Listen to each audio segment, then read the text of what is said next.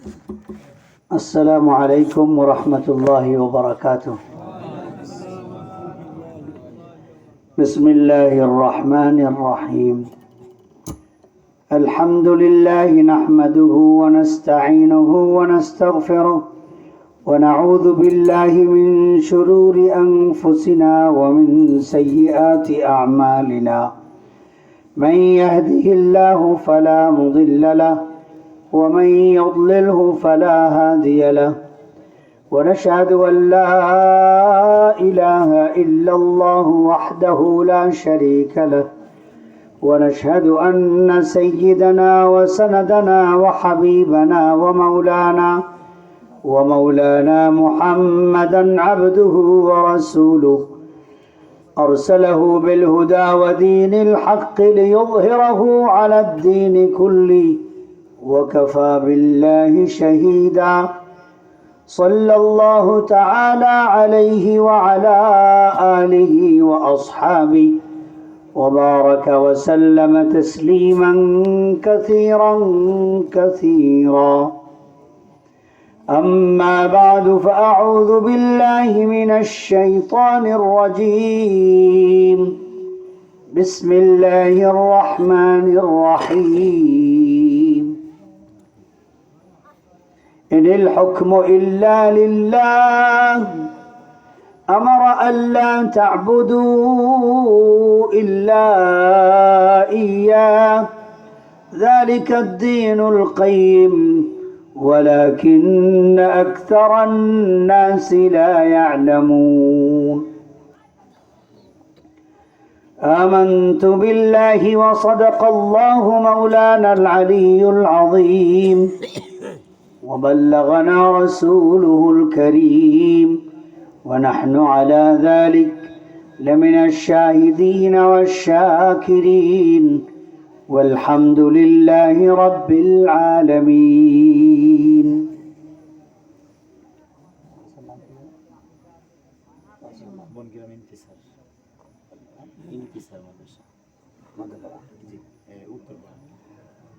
বনগ্রাম উত্তরপাড়া ইন্তিসার মাদ্রাসা কর্তৃক আয়োজিত অধ্যকার মোবারক মহতি জলসার সম্মানিত সভাপতি, উপস্থিত উলামায়ে কেরাম, মাশায়েখে এজাম, বিশেষ করে এই এলাকার গর্ব কৃতি সন্তান হযরতুল আল্লাম হাফেজ মৌলানা মুফতি মুহিব্বুল হক দামাত বারাকাতুহুমুল আলিয়া ছাড়াও এখানে উপস্থিত আছেন আমাদেরই আশপাশের বিভিন্ন গ্রামের বা বিভিন্ন ইউনিয়নের বেশ কিছু উলামায়ে কেরাম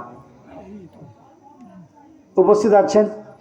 অত্র গ্রামের এবং এলাকার গণ্যমান্য মুরব্বীগণ, যুবক ভাইরা, মাইকের আওয়াজের মাঝে শ্রবণরত মা বোনেরা, আমরা ইনশাআল্লাহ অত্যন্ত মূল্যবান নসিহত শুনব, যা আমাদের জিন্দগির পথ নির্দেশ করবে, যে অনুযায়ী আমরা আমাদের জিন্দগি ভবিষ্যতে গড়তে পারবো। আমাদের মুফতি সাহেব হুজুর দামাত বারাকাতুহুমুল আলিয়ার কাছ থেকে আমি আপনাদের পাশের এলাকার ছেলে, আর এছাড়া বনগ্রামের সাথে আমাদের আত্মীয়তার সম্পর্কগুলো গোড়ায়। আপনারা যারা মুরব্বী আছেন তারা জানেন এই খাবাড়ি আমার আব্বার মামবাড়ি, কিন্তু আপনারা মুরব্বীরা জানেন মনে হয় এই খার বংশজরা আছে না, আমার আব্বার মামবাড়ি কিন্তু এরা। সুতরাং আমার রক্ত বা আমার বংশ তো এখান থেকে। আর আমরা ছোট, সেই হিসেবে যাতায়াত একটু কম, অনেকরে হয়তো চিনি না। কিন্তু আল্লাহ তাআলার মেহেরবানি যে ভবানীপুর মাদ্রাসার ওসিলাতে আপনারা সবাই হয়তো নামে চেনেন বা জানেন। আমি যদিও আপনাদের মাঝে আসতে পারি না, আজকে এক ওসিলায় সময় খুব কম পাই, দৌড়াদৌড়িতে থাকতে হয়। এক ওসিলায় সংবাদ পাইলাম, বিশেষ করে মুফতি সাহেব হুজুরি বললেন যে মাহফিল আছে, সময় থাকলে চলো ওখানে যাই। তাহলে এটা আমার জন্য সৌভাগ্যের ব্যাপার। কথা বলতে সুযোগ করে দেওয়ার কারণে হযরত মাওলানা আব্দুর রহিম হাক্কানি একজন বীর মুজাহিদ, আপনাদের মাঝে যেভাবে পরিশ্রম করে তার যোগ্যতা, হিকমত, কৌশলের মাধ্যমে এখানে একটি প্রতিষ্ঠান প্রতিষ্ঠিত করে আগে বাড়ার চেষ্টা করছে। আল্লাহ পাক তার হিম্মতের মধ্যে বরকত দান করেন, বলেন আমিন। আল্লাহ তাআলা এই প্রতিষ্ঠানকে কবুল এবং মঞ্জুর করে নেন। আমি শুধু আপনাদের সঙ্গে কুশল বিনিময় করার জন্য এসেছি, তারপরে যদি কয়েকটি কথা বলার অনুরোধ করা হয়েছে, তো সেই হিসেবে সূরা ইউসুফ থেকে একটি আয়াতের অংশ বিশেষ তেলাওয়াত করেছি। দেখুন, আমাদের সবার সৃষ্টিকর্তাকে একটু জোরে বলেন। আসমানের স্রষ্টাকে, জমিনের স্রষ্টা, চাঁদ সূর্যের স্রষ্টা, মহাসমুদ্রের স্রষ্টা, বিশ্বের এই জলরাশি পানির স্রষ্টা, পাহাড় পর্বত জঙ্গল আগুন এর স্রষ্টা, শয়তান জিন্নাতের স্রষ্টা, মানুষের স্রষ্টা, সবার সৃষ্টিকর্তা হলেন আল্লাহ। স্রষ্টা যখন আল্লাহ, মালিককে বলেন বানাইলো আল্লাহ, আর মালিক আল্লাহ আরেকজনকে বলবেন? হ্যাঁ, যে বানায় সে কি হয়? মালিক হয়। বানাইছেন যিনি, তিনিই মালিক। সুতরাং আমাদের মালিক কে? আসমানের মালিক কে? জমিনের মালিক কে? গোটা জাহানের মালিক কে? আল্লাহ সুবহানাহু ওয়া তাআলা কি বলেন? লিল্লাহি মা ফিস সামাওয়াতি ওয়া মা ফিল আরদ। আসমান এবং জমিন এবং এর মাঝখানে যা কিছু আছে সব কার? মালিকানা একচ্ছত্র আল্লাহ। বানাইছেন আল্লাহ তাআলা, মালিকও তিনি। এবার ইবাদত কার? বলেন ইবাদত কার? যিনি বানাইলেন, যিনি মালিক। এখন ইবাদত আরেকজনকে করবেন? গুণগান আরেকজনকে গাইবেন? সেজদা আরেকজনকে করবেন? রুকু আরেকজনকে করবেন? চাইবেন আরেকজনের কাছে? আমি কোরআন হাদিস বলি নাই, আমি যুক্তির কথা আপনাদেরকে জিজ্ঞাসা করছি। আপনার যদি বিবেক থাকে, আকল থাকে, তা আপনি বলেন স্রষ্টা যিনি, মালিক তিনি, আর ইবাদত পাওয়ার যোগ্য তিনি। স্রষ্টা যিনি, মালিকও তিনি, আর মাবুদও তিনি। এবার বলেন তো, যিনি বানাইলেন, যিনি মালিক হইলেন, আর যিনি ইবাদত পাওয়ার একমাত্র যোগ্য হইলেন, তো এই আসমানে হুকুম চলে কার? আসমানে হুকুম চলে কার? জমিনে হুকুম কার? কার কার হুকুম চলবে জমিনে? আল্লাহ তাআলার হুকুম চলবে। এই চারটা কথা মনে রাখতে হবে।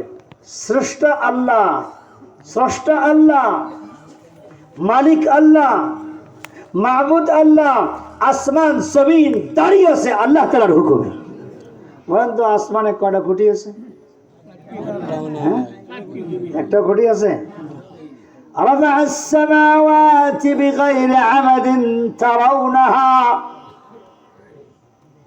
তিনি আসমান কি সমুন্নত করে রেখেছেন, দেখতেই পাচ্ছ, কোনো খুঁটি নাই। আছে কোনো খুঁটি? তো সুতরাং যিনি স্রষ্টা, তিনি মালিক, ইবাদত তার, হুকুমও। এই চারটা কথা কি আমরা বিশ্বাস করি নাকি করি না? মুসলমান হিসেবে এই চারটা কথা বিশ্বাস করা আমাদের ঈমান। কিন্তু চতুর্থ নম্বর কথা যখন আসে, তখন কিন্তু আমরা একটু চিন্তা করলে দেখি আসলে জমিনে কি আল্লাহ তাআলার হুকুম বাস্তবায়িত হচ্ছে? হচ্ছে? জমিনে আল্লাহ রাব্বুল আলামিনের হুকুম বাস্তবায়ন হচ্ছে না। এই হুকুম বাস্তবায়ন করার জন্য জিম্মাদারি আল্লাহ তাআলা কাদেরকে দিয়েছেন? জিনকে দিছেন না মানুষকে দিছেন? বুঝে থাকলে কথা বলবেন। কাকে দিছেন? কাকে আল্লাহ রাব্বুল আলামিন এই জিম্মাদারি দিয়েছেন? মানুষকে দিয়েছেন। আল্লাহ পাক বলেন, ইয ক্বালা রাব্বুকা লিল মালাইকাতি ইন্নী জাইলুন ফিল আরদি খলিফা। স্মরণ করো যখন তোমার রব ফেরেশতাদেরকে বললেন যে আমি পৃথিবীতে আমার প্রতিনিধি বানাতে যাচ্ছি। মানুষ আল্লাহর প্রতিনিধি। বলেন মানুষ কে? মানুষ কারা? আল্লাহর প্রতিনিধি। তা আল্লাহর প্রতিনিধি মানে কি? আল্লাহ তাআলার হুকুম আল্লাহর জমিনে বাস্তবায়ন করার দায়িত্ব আমাদেরকে দেওয়া হয়েছে। কি বলেন, ঠিক না ভাই? আমাদেরকে আল্লাহ রাব্বুল আলামিন তার হুকুম তার জমিনে বাস্তবায়ন করার দায়িত্ব দিয়েছেন। এই কারণে আমরা আল্লাহ রাব্বুল আলামিনের খলিফা, আর দায়িত্ব হলো খেলাফত। বলেন আল্লাহ পাকের দেওয়া দায়িত্বের নাম কি? সবাই বলেন দায়িত্বের নাম কি? খেলাফত। আর এই খেলাফত থেকে আমরা হইলাম কি? খলিফা। খলিফা মানে প্রতিনিধি। তো আল্লাহ সুবহানাহু ওয়া তাআলার জমিনে আল্লাহ তাআলার হুকুম চলবে। কিন্তু আমরা মুসলমান আল্লাহতে বিশ্বাসী হওয়া সত্ত্বেও সেই যে আমরা পারছি না, এটা আমাদের ব্যর্থতা না সফলতা? সবাই বলেন। এই ব্যর্থতার জন্য আল্লাহর কাছে আমাদের মাপ চাওয়া উচিত নাকি উচিত না? একজন ব্যক্তি মনে করেন নামাজ পড়া তার উপরে ফরজ, সে নামাজ পড়তে পারতেছে না, মাপ চাওয়া লাগবে নাকি লাগবে না? হ্যাঁ, আল্লাহর হুকুম যখন পালন করতে না পারি তখন আল্লাহ পাকের কাছে মাপ চাইতে হবে। খালি মাপ চাইলে হবে না, পুরো করার চেষ্টাও করতে হবে। একজন নামাজ পড়ার দরকার, নামাজ পড়ে না, আল্লাহ মাফ করে দিয়েন। আবার নামাজ পড়ে না, আল্লাহ মাফ করে দিয়েন। নাকি পড়ার চেষ্টা করতে হবে? পড়ার চেষ্টা করতে হবে। তো আল্লাহ তাআলার হুকুম আল্লাহ তাআলার জমিনে বাস্তবায়ন করার জন্য আমাদের চেষ্টা করতে হবে। না পারার কারণে আল্লাহ পাকের কাছে মাপ চাইতে হবে। ঠিক আছে কথা? সময় সুযোগ সব সময় আসে না। এখন দেশে রাজনৈতিক পরিস্থিতি যেদিকে আছে, যে অবস্থায় আছে, আমরা আমাদের জায়গায় যে অবস্থায় আছি, যদি আল্লাহ তাআলা আমাদেরকে কোনোভাবে কথা বলার মাধ্যমে সুযোগ করে দেয়, কোনোভাবে কাজ করার মাধ্যমে সুযোগ করে দেয়, কোনোভাবে সমর্থন দেওয়ার সুযোগ করে দেয়, তো সেই সুযোগটাকে কাজে লাগানো আমাদের উপর দায়িত্ব নাকি দায়িত্ব না? এখন আসুন, উলামায়ে কেরাম আল্লাহর নবীদের ওয়ারিস, এটা হাদিসের দ্বারা প্রমাণিত। নবীগণের ওয়ারিস উলামায়ে কেরাম দেশের মধ্যে যারা আছেন তারা বারবার বলে যাচ্ছেন, চেষ্টা করে যাচ্ছেন, বাকি বিভিন্ন কারণে হয়ে ওঠে না, পারা যায় না। এখন এই পরিস্থিতিতে যদি দেশের উলামায়ে কেরামের যত গ্রুপ আছে, যত দল আছে, তারা একত্রিত হয়ে যদি আমার সামনে, আপনার সামনে কোনো একজন প্রতিনিধিকে, যাকে আপনারা পছন্দ করেন, আপনাদের মনোভূত হয় এমন কোন প্রতিনিধিকে যদি এভাবে আপনাদের সামনে উপস্থাপন করেন যে এই ব্যক্তিকে আপনার সামনে উপস্থাপন করা হলো আল্লাহ তাআলার জমিনে আল্লাহ তাআলার হুকুমের কথা বলার জন্য, যতটুকু সম্ভব বাস্তবায়ন করার জন্য আপনারা তাকে সমর্থন দেন, এই রকম ব্যক্তি যদি আপনাদের সামনে এই উলামায়ে কেরামের পক্ষ থেকে আসে, সেই সমর্থন জানানোর জন্য কারা কারা তৈরি আছেন?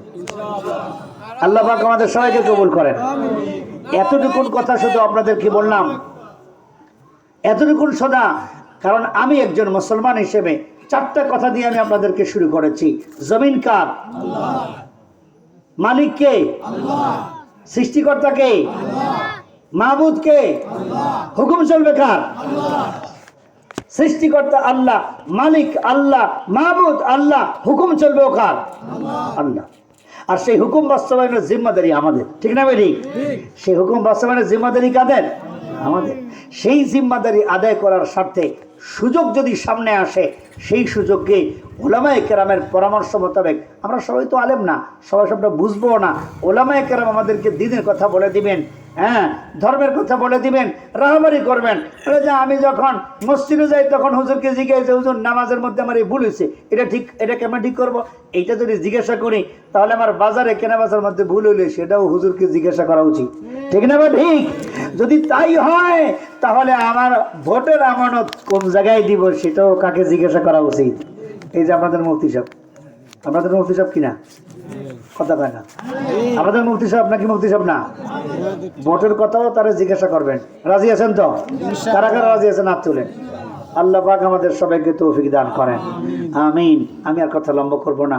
মুফতি সাহেবের কথা আপনারা একটু দিলের কান দিয়ে শুনবেন, একটা আমল করার চেষ্টা করবেন তো ইনশাআল্লাহ।